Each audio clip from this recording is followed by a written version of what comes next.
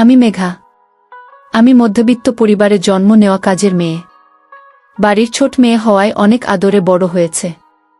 পড়াশোনা করতে খুব আগ্রহী ছিলাম, কিন্তু পরিবারের আর্থিক দুর্বস্থার কারণে অল্প বয়সেই পড়াশোনা ছেড়ে দিয়ে কাজের সন্ধান করতে হয়।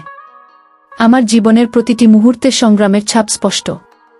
আমার ছোট্ট গ্রাম্য বাড়ির প্রতিটি কোণায় আমার শৈশবের স্মৃতি মিশে আছে, যা আমি প্রায় মনে করি। আমি প্রথম কাজ পাই শহরের এক অভিজাত বাড়িতে, মিসেস চন্দনা চৌধুরীর বাসায়। সেখানে কাজের মেয়ে হিসেবে কাজ করতে শুরু করি আমি। বাড়ির পরিবেশ আমার জন্য একেবারে নতুন, তবে আমি নিজেকে মানিয়ে নিতে চেষ্টা করি। প্রথম দিনেই আমার মন খারাপ ছিল, কারণ এক নতুন পরিবেশে মানিয়ে নেওয়া আমার জন্য সহজ ছিল না। আমি সারাদিন কাজ করে ক্লান্ত হয়ে পড়েছিলাম, কিন্তু আমি বুঝতে পারছিলাম যে এটি আমার জীবনের নতুন অধ্যায়। কাজ করতে করতে আমি নতুন নতুন জিনিস শিখতে থাকি। কয়েকদিন পর আমি লক্ষ্য করি, বাড়ির ছোট ছেলে সজল সব সময় আমাকে সহানুভূতির চোখে দেখে। আমি কখনোই সজলের দিকে ভালোভাবে তাকাইনি, তবে সজল আমাকে আলাদা করে অনুভব করাতে চায়। একদিন সকালে সজল আমাকে জিজ্ঞাসা করে আমার পছন্দ সম্পর্কে। আমি অবাক হয়, কারণ আগে কেউ তার এইসব জানতে চায়নি। এই ছোট্ট মুহূর্তগুলিতে আমি অনুভব করি যে কেউ তাকে বুঝতে চায়। সজল এই ছোট ছোট মনোযোগগুলো আমার হৃদয়ে এক অন্যরকম অনুভূতি তৈরি করে। সজল চৌধুরী উচ্চবিত্ত পরিবারের ছেলে, পড়াশোনায় বেশ মনোযোগী এবং বন্ধুসুলভ।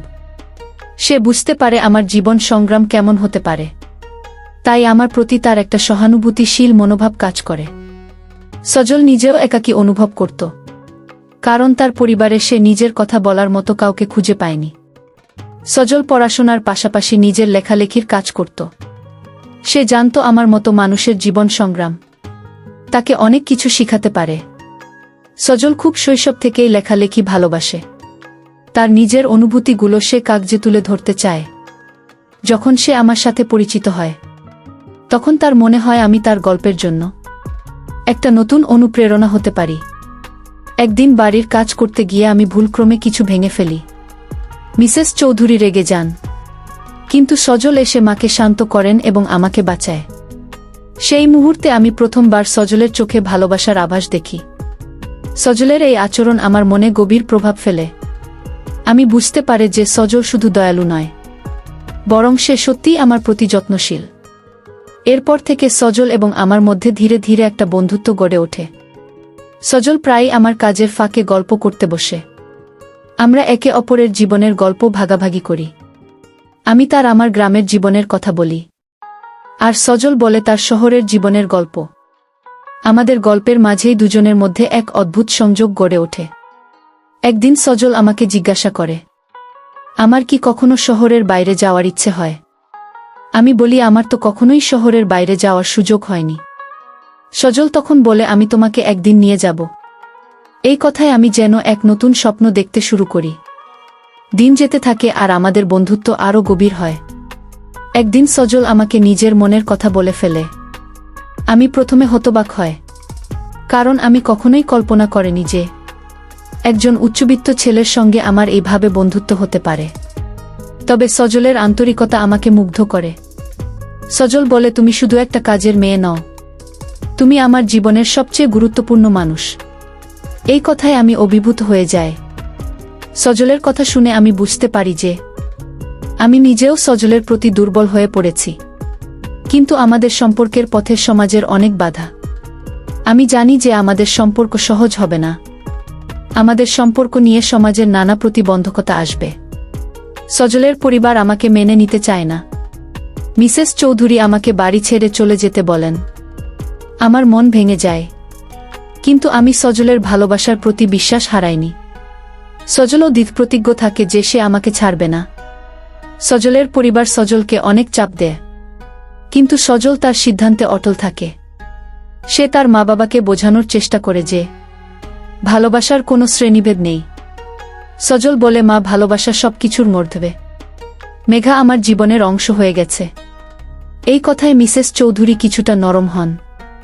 সজল এবং আমি সিদ্ধান্ত নেয়া, আমরা একে অপরকে ছাড়ব না। সজল তার পরিবারকে বোঝানোর চেষ্টা করে, এবং আমি তার আত্মসম্মান বজায় রেখে সম্পর্ক এগিয়ে নিতে চাই।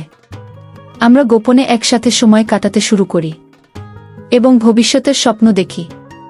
আমরা নিজেদের ভালোবাসা ও বিশ্বাস নিয়ে নতুন একটি জীবনের পরিকল্পনা করতে শুরু করি। সজল আমাকে বলে আমরা একসাথে সবকিছু পারব, আমাদের স্বপ্ন পূরণ হবে। আমি সজলের হাত ধরে বলি, তুমি যেখানেই যাবে আমি তোমার সাথে থাকব। আমাদের মধ্যে এক গভীর বিশ্বাস জন্ম নেয়। অবশেষে সজলের পরিবার তাদের ভালোবাসা মেনে নেয়। আমি আমার জীবন সংগ্রামে জয়ী হয় এবং সজলকে সঙ্গে নিয়ে নতুন জীবনের পথে পা বাড়ায়। আমরা একসঙ্গে একটা ছোট্ট ঘর ভাড়া করে সেখানে আমরা নিজেদের স্বপ্ন পূরণের চেষ্টা করি। আমাদের জীবন নতুন করে সূচনা হয়, যেখানে আমরা একে অপরের ভালোবাসায় পরিপূর্ণ।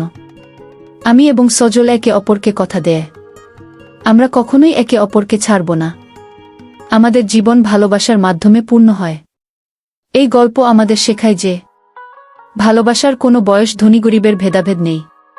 ভালোবাসা মানে সমান অধিকার এবং পারস্পরিক সম্মান। আমাদের সমাজে এমন অনেক বাধা আসে, কিন্তু সঠিক ইচ্ছাশক্তি থাকলে সবকিছুই সম্ভব।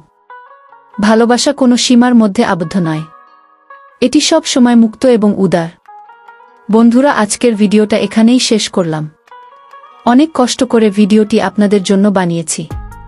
যদি ভিডিওটি আপনাদের ভালো লেগে থাকে তাহলে একটা লাইক করবেন এবং চ্যানেলটি অবশ্যই সাবস্ক্রাইব করবেন। এই আশা ব্যক্ত রেখে আপনাদের কাছ থেকে বিদায় নিচ্ছি আমি। দেখা হবে আগামীকালের নতুন কোনো ভিডিওতে। সে পর্যন্ত সবাই ভালো থাকুন, সুস্থ থাকুন। ধন্যবাদ।